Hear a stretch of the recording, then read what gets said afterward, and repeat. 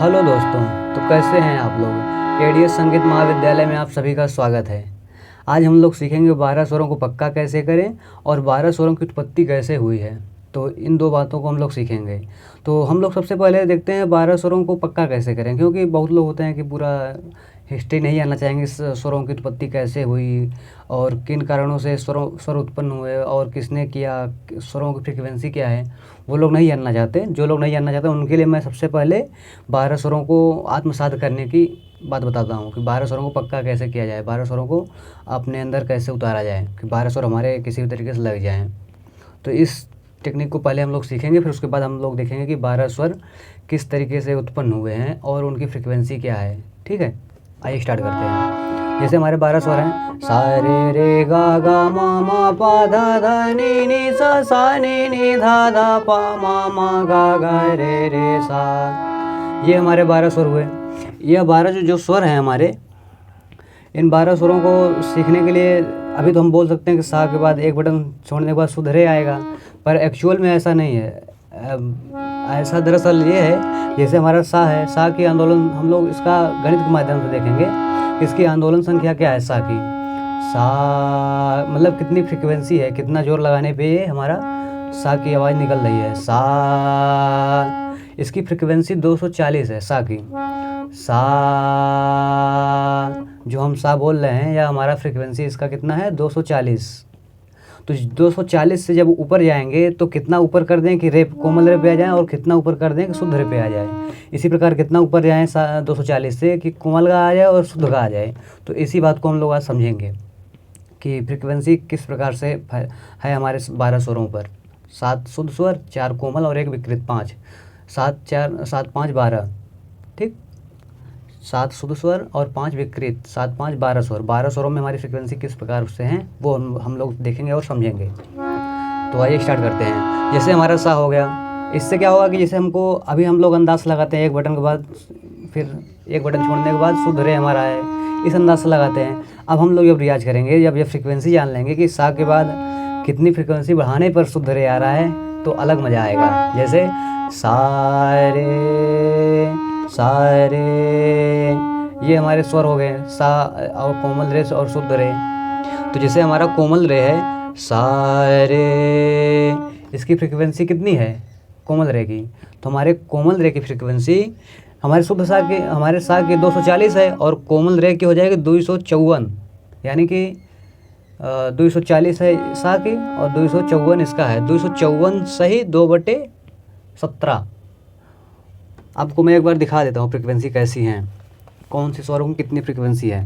पहले आप नोटबुक में देख लीजिए, फिर हम लोग समझेंगे हारमोनियम में। जैसे हमारा सा है, हमारे सा की फ्रीक्वेंसी 240 है, फिर हमारे कोमल रे की फ्रीक्वेंसी 254 सही 2/17 है और शुद्ध रे की 270 और कोमल गा की 288 फ्रीक्वेंसी है और शुद्ध गा की 301 सही 17/43 शुद्ध गा की। और इसको पश्चात में 300 मानते हैं गा को, और हमारे हिंदुस्तानी संगीत में भी अब इसकी फ्रीक्वेंसी 300 मानने लगे हैं लोग। अधिकतर लोग मानने लगे हैं कि 300। ये भारत खंडे जी द्वारा निकाली हुई फ्रीक्वेंसियाँ हैं 12 स्वरों में किस प्रकार से फैली हुई हैं। तो जो भात खंडे जी का जो उन्होंने फ्रीक्वेंसी निकाली है 301 सही 17/43 है। तो इसको अब लोग बोलते हैं 300, ये बटे वटे नहीं लगाते हैं। और इसी तरीके से हमारा माँ है, माँ का फ्रीक्वेंसी 320 है और तीव्र माँ की फ्रीक्वेंसी 338।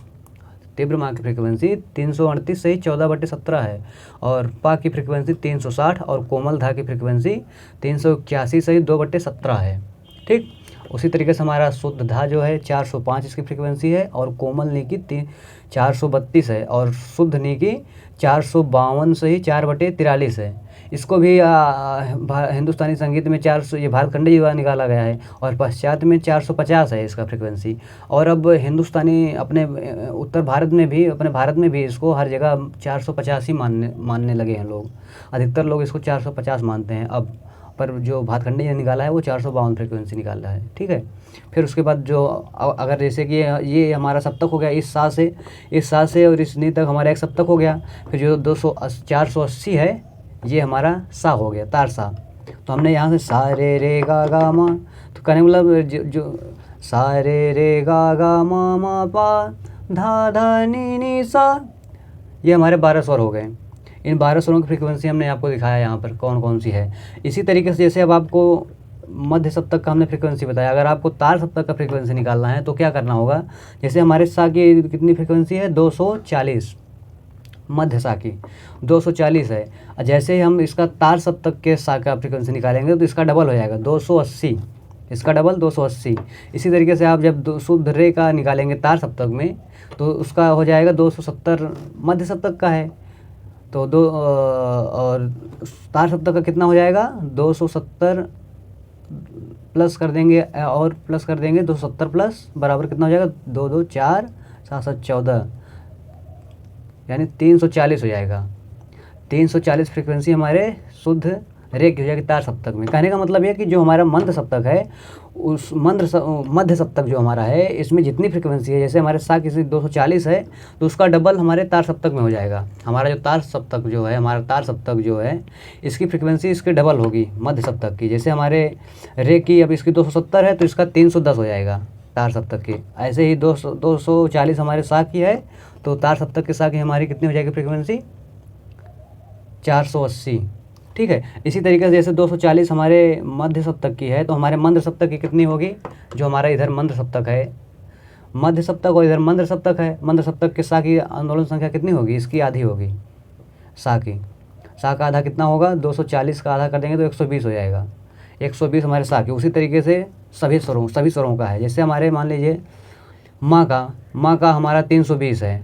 अब 320 इस यही हमारा तीव्र में जाएंगे, तीव्र उसमें सॉरी तार सप्तक में जाएंगे तो हमारे माँ की फ्रीक्वेंसी कितनी हो जाएगी 3 दूना 640 हो जाएगी।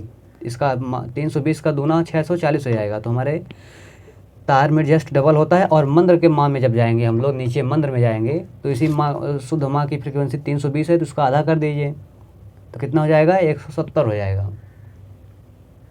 170 नहीं 160 हो जाएगा। 160 हमारे मंद्र माँ की हो जाएगी। तो इसी तरीके से जो हमारा मध्य है, मध्य से डबल तार होता है और मध्य के आधा मंद्र होता है। अगर हमारे मध्य सप्तक का 2 फ्रीक्वेंसी है तो मंद्र सप्तक का 1 होगा और हमारे मंद्र सप्तक का यदि 2 है तो तार सप्तक का 4 होगा। बात समझ में आई? ठीक है। अब हम लोग समझते हैं इसमें। तो हमने आपको क्या बताया, हमारे सा की फ्रीक्वेंसी कितनी है 240। तो सा से कितना ऊपर जाए कोमल रे आ जाए, तो जब 240 से हम 254 फ्रीक्वेंसी पर पहुँचेंगे तो हमारा कोमल रे हो जाएगा। जैसे सा रे 254 फ्रीक्वेंसी पर आएंगे तो हमारा कोमल रे हो जाएगा। और हम सही वाला जो इसका है, जो सही बटे वाला है वो नहीं बता रहे हैं आपको, जो सही ऊपर नीचे बटे है खाली इतना बता रहे हैं, जो मोटा आपको बता रहे हैं 254 सही 2/17 नहीं बोलेंगे, 254 बोल देंगे सीधा। ठीक है, आप समझिएगा, आप नोट कर लीजिए पूरा और फिर बाद में मिला लीजिएगा। अभी हम स्वर समझाने के लिए डायरेक्ट नाम ले रहे हैं उसका। तो सा 240 है। जब 240 से 254 पहुँचेंगे तो हमारा कोमल रे हो जाएगा। सा रे 254 से जब हम लोग 270 पहुँचेंगे तो शुद्ध रे हो जाएगा।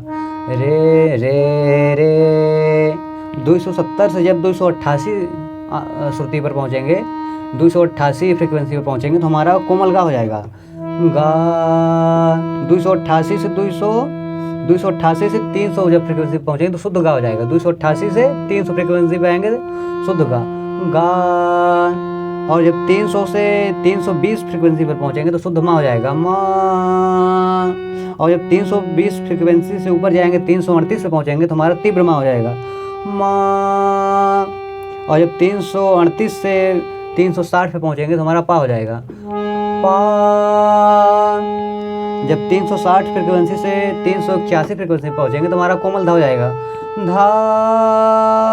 और जब 381 से 405 फ्रीक्वेंसी पे पहुँचेंगे तो हमारा शुद्ध धा हो जाएगा। धा। जब 405 फ्रीक्वेंसी से 432 पर पहुँचेंगे तो हमारा कोमल नहीं हो जाएगा। नी। जब 432 से 450 फ्रीक्वेंसी पर पहुँचेंगे तो हमारा हो जाएगा शुद्ध नी। नी नी नी सा नी नी धा धा पा मा मा गा गा रे रे सा। तो इस तरीके से हमारे 12 स्वरों की फ्रीक्वेंसी फैली हुई है पूरे सप्तक में। ठीक है, तो उम्मीद करते हैं आपको समझ में आया होगा।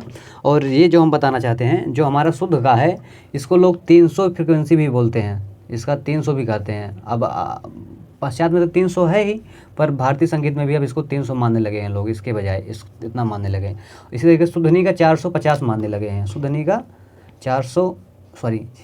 450 मान लेंगे, 452 की जगह। ठीक, 452 से ही 4/43 जो है, इसकी जगह 450 लोग मानने लगे हैं। तो उम्मीद करते हैं आप इसको नोट कर लीजिए, फिर आप इसमें मिलाइए, कितना ऊपर आप जाएंगे तो क्या हो जाएगा। सा रे रे गा गा माँ की फ्रिक्वेंसी कितनी है? 320। 320 से जब हम लोग 360 पे पहुँचेंगे तो हमारा शुद्ध पा हो जाएगा। माँ पा, कितना जोर लगाना पड़ेगा? 320 से 360, यानी 40 फ्रिक्वेंसी और बढ़ा देंगे तो पा पहुँच जाएंगे, माँ पा। और जब पा 360 में से कितना कम कर देंगे, तीव्र माँ पे आ जाएँ, तो हम लोग जब 360 से 338 पे फ्रिक्वेंसी पे आ जाएंगे तो हमारा तीव्र मा गा गा रे रे सा। तो उम्मीद करते हैं इस तरीके से आप लोग समझ कर रियाज करिएगा तो आपको बहुत ज़्यादा फ़ायदा होगा। तो आपको बात यह समझ में आई कि हमारे 12 स्वर किस प्रकार फैले हुए हैं एक सप्तक में और उनकी फ्रिक्वेंसी क्या है। और ये देखिए, षड्ज को, जैसे हमारे सारे गा मा पा धा नी होता है, इन स्वरों के नाम अलग अलग हैं। जैसे सा को षड्ज कहते हैं, रे को ऋषभ कहते हैं, और गा को गंधार कहते हैं, माँ को मध्यम कहते हैं, पा को पंचम कहते हैं, धा को धैवत कहते हैं, और नी को निषाद कहते हैं। ठीक, ये रहे।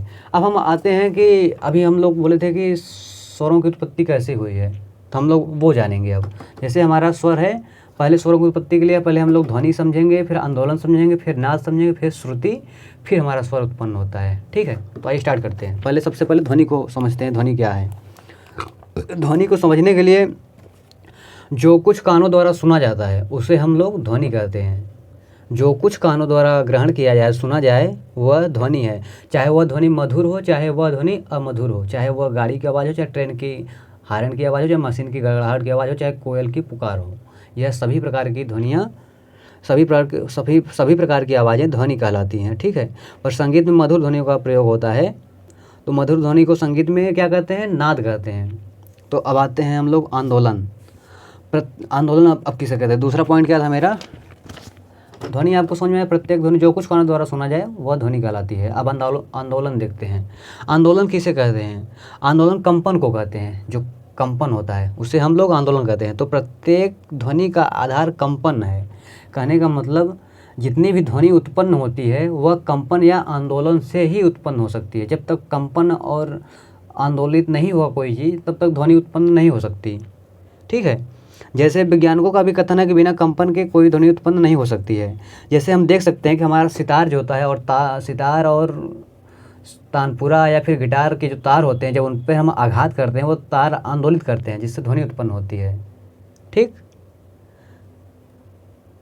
तो कहने का मतलब आप समझ रहे हैं ना, जब तानपुरे अथवा सितार के तार पर हम आघात करते हैं तो वह अपने स्थान से ऊपर नीचे होता है, तो उससे ध्वनि उत्पन्न होती है। ठीक है, ध्वनि चाहे वह मधुर हो या अमधुर, पर ध्वनि जब भी उत्पन्न होगी वह आंदोलन से उत्पन्न होगी, कंपन से ही उत्पन्न होगी। आपको आंदोलन समझ में आया। अब हम लोग बढ़ते हैं नाद की तरफ। नाद जो होता है, ये जैसे हमारा सप्तक हो गया, एक सप्तक में असंख्य नाद हैं जो एक दूसरे के इतने निकट हैं, उन्हें हम सुनकर स्पष्ट रूप से पहचान नहीं सकते। जैसे अभी आप बोलेंगे दही में कितने कीड़े हैं, दही में आप एक भी कीड़े नहीं दिखा सकते, एक भी कीड़े आपको नहीं मिलेंगे। पर जैसे ही आप लेंस लगाएंगे, वो जो सिस्टम होता है देखने वाला, उससे आप देखेंगे तो दही में कई सारे कीड़े, कई सारे जीवाणु होते हैं। ठीक है, तो उसी प्रकार जो हमारे नाद होते हैं एक सप्तक में, इतने नाद होते हैं, असंख्य नाद होते हैं कि उनको हम कानों द्वारा सुनकर स्पष्ट रूप से पहचान नहीं सकते हैं। तो हमारे जो शास्त्रकार हुए हैं, जो प्राचीन विद्वान संगीत के हुए हैं, उन्होंने यह प्रयत्न किया कि एक सप्तक में अधिक से अधिक कितने नाद हो सकते हैं जिनको स्पष्ट रूप से पहचान कर गाया और बजाया जा सकता है। क्योंकि नाद तो असंख्य है और असंख्य नादों को हम लोग कानों द्वारा सुन नहीं सकते, कुछ मशीन या फिर टेक्नोलॉजी चाहिए उसको सुनने के लिए। तो जो कानों द्वारा सुन सकते हैं वो हमारे जो पुराने प्राचीन विद्वान थे, उन्होंने रिसर्च किया कि किन किन नादों को हम लोग स्पष्ट रूप से सुनकर गा बजा सकते हैं। तो उन्होंने सर्वसम्मति से, सब लोग साथ बैठे सभी विद्वान, और सर्वसम्मति से यह निश्चय किया कि एक सप्तक में अधिक से अधिक 22 नादों को हम लोग स्पष्ट रूप से सुनकर पहचान सकते हैं और गा बजा सकते हैं। 22 नाद। ठीक है। और 22 नादों को ही श्रुति की संज्ञा दी गई। अब जैसे हमारा नाद खत्म हुआ यहाँ पे, अब श्रुति आ गई, तो इन्हीं 22 जो नाद हमारे चुने गए असंख्य नादों में से इन्हें श्रुति कहा गया, श्रुति की संज्ञा दी गई। तो कहने का मतलब संज्ञा का मतलब श्रुति का नाम दिया गया। जो नाद 22 चुने गए, पर्टिकुलरली जो 22 नाद चुने गए उनका नाम क्या पड़ा? श्रुति पड़ा। श्रुति, 22 श्रुतियाँ हुई हमारी। अब हम आपको दिखाते हैं 22 श्रुतियाँ कौन कौन सी हैं। तो ये रही श्रुतियाँ हमारी। पहली श्रुति तीव्रा, कुमुदवती, मंदा, छंदोवती, दयावती, रंजनी, रतिका, रौद्री, क्रोधा, वज्रिका, प्रसारणी, प्रीति, मार्जनी, क्षिति, रक्ता, संदीपनी, अलापनी, मदंती, रोहिणी, रम्या, उग्रा, क्षोभणी। इस तरीके से 12 श्रुतियाँ हमारी हुई। जो 12 नाद हुए थे उन्हीं का नाम श्रुति दिया गया, और उन 22 नादों को नाम भी रखा गया। जब श्रुति इनको बोल दिया गया तो इन 22 श्रुतियों के नाम भी रखे गए। 1 2 3 4 5 6 7 8 9 10 11 22 तक जो गिनती है, इसको फिर नाम भी दिया गया। तीव्रा, कुमुदवती, मंदा, छंदोवती, दयावती, रंजनी, रतिका, रौद्री, क्रोधा, वज्रिका, प्रसारणी, प्रीति, मार्जनी, क्षिति, रक्ता, संदीपनी, आलापनी, मदंती, रोहिणी, रम्या, उग्रा, क्षोभणी। इस तरीके से 22 श्रुतियाँ हमारी हैं। अब इन 22 श्रुतियों से ही हमारे 7 स्वर उत्पन्न हुए हैं। 7 स्वरों को इन्हीं 22 श्रुतियों को फैलाया गया है। जो हमारे सप्तक, जो हमारा एक सप्तक 12 स्वरों का है, या इन्हीं 22 श्रुतियों पर है। जो हमने अभी आपको फ्रीक्वेंसी बताई है ना, तो इन श्रुतियों की ही फ्रीक्वेंसी बताई है। तो ये देखिए कैसे फ्रीक्वेंसी है। जैसे कि हमारा सा तीव्रा है, जो हमारा सा है, हमारा जो सा है, पहला सा, ये सा, इस सा की फ्रीक्वेंसी कितनी है, या फिर यह किस श्रुति पर, जो 22 श्रुतियाँ हो गई हैं, तो 22 श्रुतियों पर किस प्रकार फैली हुई हैं, कौन कौन सी श्रुति पर हमारा सा है। तो जैसे हमारा सा कौन सारे गामा पाधा नी जो स्वर हैं वो किस किस श्रुति पर हैं। तो हमारा ये हम आधुनिक काल के हिसाब से बता रहे हैं। प्राचीन, जैसे हमारा पहला श्रुति तीव्रा है, तीव्रा पर हमारा सा है आधुनिक के हिसाब से। अगर यही प्राचीन में देखेंगे तो आपको पहला सा छंदोवती पर था। यहाँ से लोग सा, इस फ्रीक्वेंसी पर चौथी श्रुति को फ्रीक्वेंसी जो थी उसको मानकर सा बनाते थे, पर आधुनिक काल में भारत खंडे जी ने इसे तीव्रा पर सा माना है। ठीक है। तो पहली श्रुति पर हमारा, अभी हम सबसे पहले शुद्ध स्वरों का बताते हैं। पहली श्रुति तीव्रा पर हमारा सा है, और 5वीं श्रुति दयावती पर हमारा रे है। 5वीं श्रुति दयावती पर हमारा रे है, और 8वीं श्रुति रौद्री जो है हमारा, रौद्री पर हमारा गा है। शुद्ध स्वर बता रहे हैं अभी हम आपको, रौद्री पर गा है। और जो फिर 10वीं श्रुति है हमारा वज्रिका, इस पे हमारा माँ है, वज्रिका पर हमारा माँ है। और जो हमारा पा है 14वीं श्रुति पर है, क्षिति पर, क्षिति पर हमारा पा है।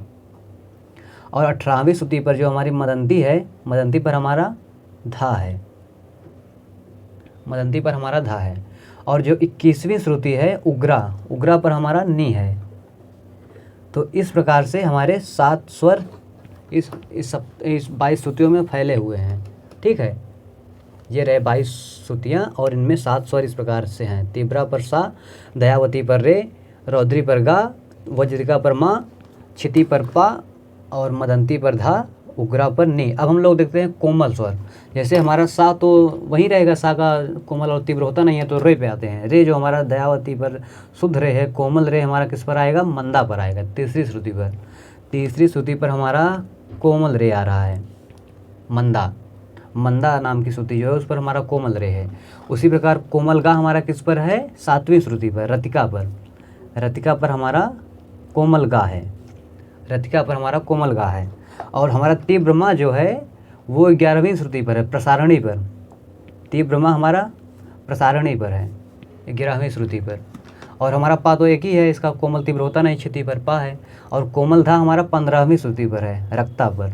ये रहा रक्ता, इस पर हमारा क्या है? कोमल धा, 15वीं श्रुति पर कोमल धा। और फिर कोमल धा के बाद शुद्ध नी मदंती 18 नंबर पे है। फिर शुद्ध नी हमारा उग्रा पर है 21 नंबर पे। और कोमल नी देखना है तो हमारा कोमल नी जो है वो 20वीं श्रुति पर है, रम्या पर। ये 20वीं श्रुति है जो हमारा रम्या, इस पर हमारा क्या है? कोमल नी है, कोमल नी हमारा रम्या पर है। तो उम्मीद करते हैं आपको यह बात समझ आई होगी कि हमारी 22 श्रुतियों पर 12 स्वर किस प्रकार फैले हुए हैं। ठीक है। आप एक बार देख लीजिए चार्ट इसको। ये हमने लिखा है 1 5 8 10 14 18 21, यानी कि 1 1 5 8 10 14 18 21, ये जो श्रुतियाँ हैं इस पर सारे गामा पाधानी हैं। और 1 3 7 11 14 15 20, 1 3 7 11 14 15 20 इन श्रुतियों पर हमारे कोमल स्वर हैं। ठीक है, अब हम लोग देखते हैं इसकी फ्रीक्वेंसी। जो अभी हम लोगों ने यहाँ पे फ्रीक्वेंसी लिखा है, ये लिखा था फ्रीक्वेंसी, अब वही फ्रीक्वेंसी यहाँ पर लगा देंगे। सा की फ्रीक्वेंसी कितनी थी, यहाँ पे लिख देंगे 240, सा की 240। कोमल रेखी कितनी थी, 254 सही 2/17 और शुद्ध रेखी 270। फ्रीक्वेंसी हम इसका लिख ले रहे हैं, जो अभी आपको हम समझाए थे। जो लोग जानना चाहते थे पहले, खाली वो गाने के लिए आए थे, उनके लिए था। अभी हम आपको बता रहे हैं, जो लोग काफ़ी देर से रुके हैं उनको पूरा कर रहे हैं, कि जो लोग सीखना चाहते थे कि स्वरों की उत्पत्ति कैसे हुई, तो उसके बारे में हम लोग फिर से अब बता रहे हैं फ्रीक्वेंसी के बारे में। ठीक है, 270 हो गया। अब कोमल गा की फ्रीक्वेंसी हमारी 288 है, कोमल गा की 288 और शुद्ध गा की 301 है। अब जो कि 300 लोग मानने लगे हैं सब लोग। पहले क्या था, 301 सही 17/43 मानते थे लोग, अब 300 मानने लगे हैं हर लोग। पहले पश्चात में यही था, अब लोग अब अपने हिंदुस्तान में भी लोग 300 फ्रीक्वेंसी मानने लगे हैं। माँ की हमारी 320 है, माँ की फ्रीक्वेंसी 320 और तीव्र माँ की 338 सही 14/17। अब पा की देखते हैं, पा की हमारी 360 है, 360 फ्रीक्वेंसी है और कोमल धा की 381 है, 381 सही 2/17। ठीक है, 381 सही 2/17 है फ्रीक्वेंसी कोमल धा की। और शुद्ध धा की कितनी फ्रीक्वेंसी है, 405 और कोमल ने की 432 और शुद्ध ने की 452 यहाँ पे दिया है, 452 सही 4/43। इसको अब हम लोग कितना बोलते हैं भारत में, 450 मानने लगे हैं। तो ये रही हमारी फ्रीक्वेंसियाँ। अब आपको पता होगा कि जो हमारे 12 स्वर हैं कैसे उत्पन्न हुए, इनकी उत्पत्ति कैसे हुई। पहले हम लोग ध्वनि समझे, फिर आंदोलन समझे, फिर नाद समझे, नाद से श्रुति बनी, श्रुति से स्वर बने, जो कि श्रुतियाँ ये हैं। और इन श्रुतियों से हमारे सारे गामा पा धा नी।